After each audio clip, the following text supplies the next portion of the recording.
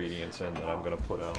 Okay, do you want like mixing bowls or something? I don't think I need a mixing bowl. I think I'll be able to find most of the stuff I need right here. The only other question I had was Cuisinart or food processor. Not a good one. Okay, well I can do something different too if.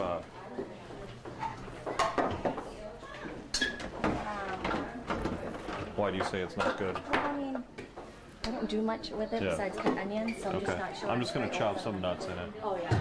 I'll check it out. And I have like a little one, too. Okay. There's coffee in here. Hello,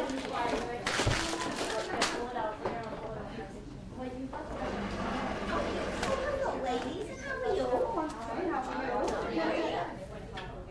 Been a while.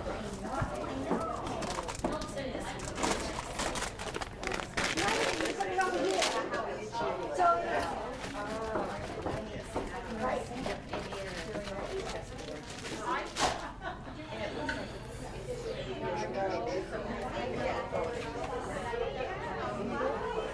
Good, how are you?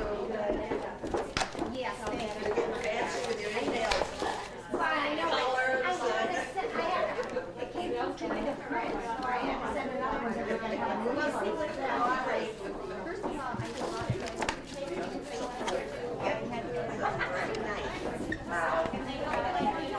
Yeah, it's nice to know, or it goes through right out the back.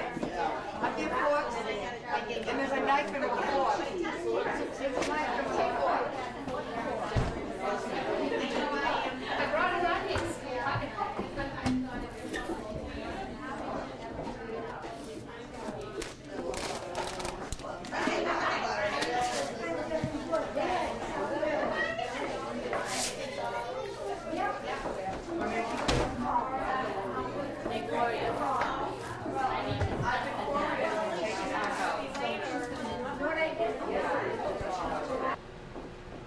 Hi, Scott Richardson from Bullfinch's Restaurant here at Lori and Matt Jackson's home. Beautiful home in Boylston. Boylston or West Boylston? Boylston. Here with Bob Heisen from Heisen Photography in Sudbury, right above Bullfinch's. And the Red Hat Society of Marlborough, a group of ladies that get together and have fun times. Twice a month, is that what you'd normally do? Usually once. Once a month? And they set this up for us. They wanted to come out and watch me do my show, and so that's what we're going to do. I poked around Lori's pantry. I found some interesting stuff. She's got some great stuff to work with. Some of the things I found some carrots we're going to do as a vegetable. I'm going to do a little crusted chicken, fresh berry sauce. Well, I shouldn't say fresh berry, but she had some nice frozen berry medley that I'm going to use. A little bit of basmati rice as starch. And that's generally what I look for when I come into a place to put together a meal. Basically a protein, starch, and a vegetable. So I'm going to start with the things that are going to take the longest. I'm going to start with just the rice, and I'm going to roast some carrots. I've got a cup of basmati rice with 2 cups, pardon me, exactly, 1 cup rice to 2 cups chicken broth. I like to use chicken broth to add a little flavor to it. I think the sauce that I'm making is going to add plenty of flavor, and we may season this a little more as time goes by.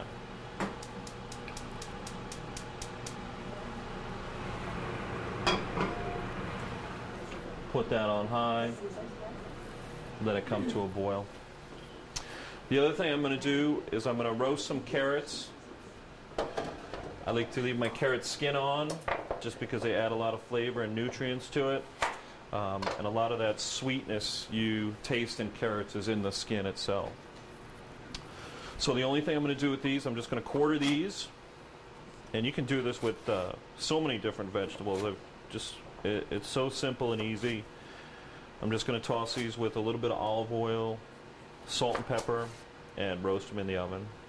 And I find that that brings out the natural sweetness in a lot of vegetables.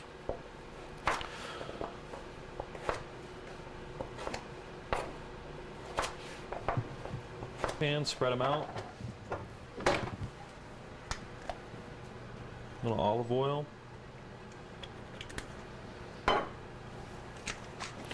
Freshly ground pepper.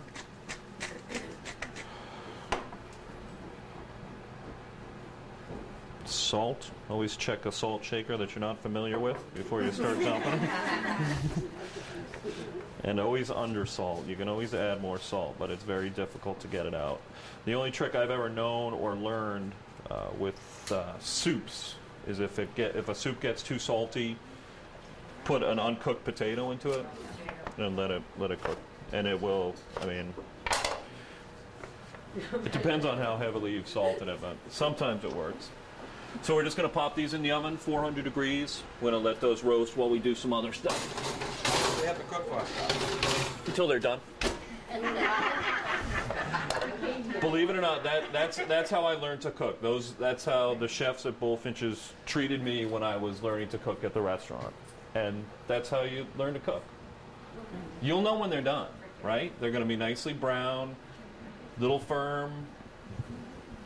It's something you have to learn to do. Okay, the next thing I'm going to do is make a little crust for my chicken breasts.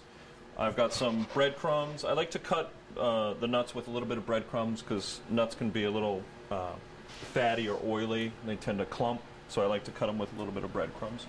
Just going to take some walnuts and grind them up a little bit. Well, Bob, you all right? Yeah. Okay. I haven't used this Cuisinart before, so. Well.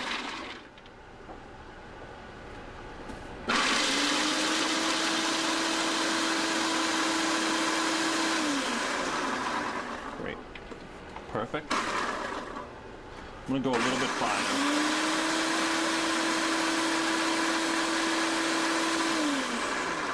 There we go.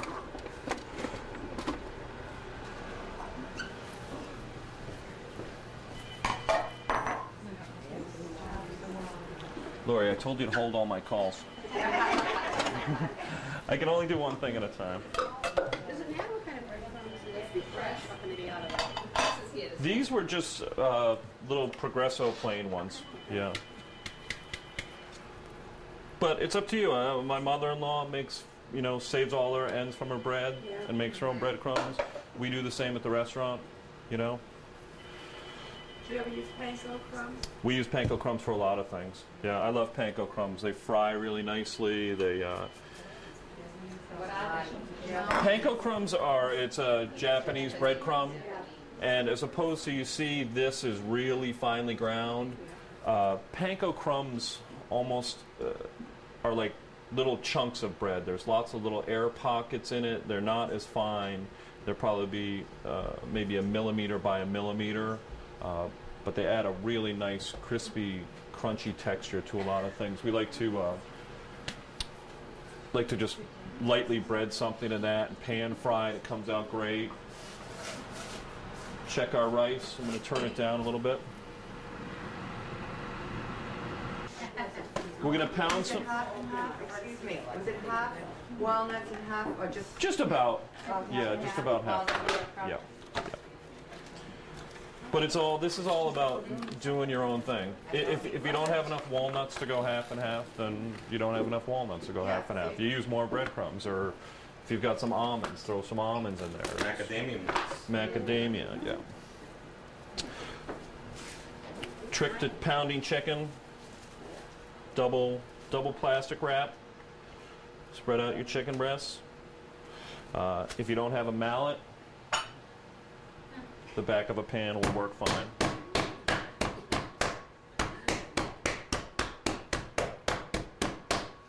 There we go. Nice thinly pounded chicken breast. I've got my pan warming up. We're going to start that with a little bit of butter.